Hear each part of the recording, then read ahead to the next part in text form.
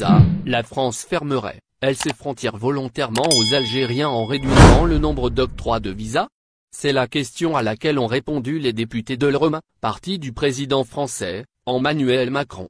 Ce mercredi 13 janvier dernier, les députés de La République En Marche, Mjid El Guerrab et Sira Silla ont présenté leur rapport parlementaire au sujet de la politique de la France en matière de visas aux Africains, notamment les Algériens.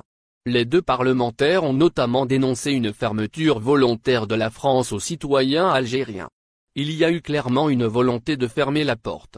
De plus de 400 000 visas délivrés, nous sommes passés à 200 000 visas.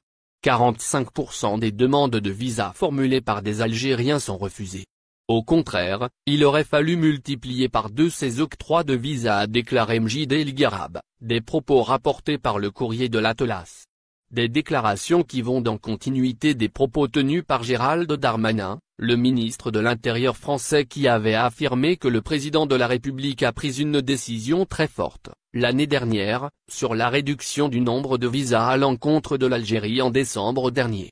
Une politique qui désavantage la France en Afrique entre délais d'attente interminables, un grand nombre de visas refusés et des conditions d'accueil médiocres dans les centres de visas. La politique d'Emmanuel Macron en matière de visa désavantagerait la France en Afrique.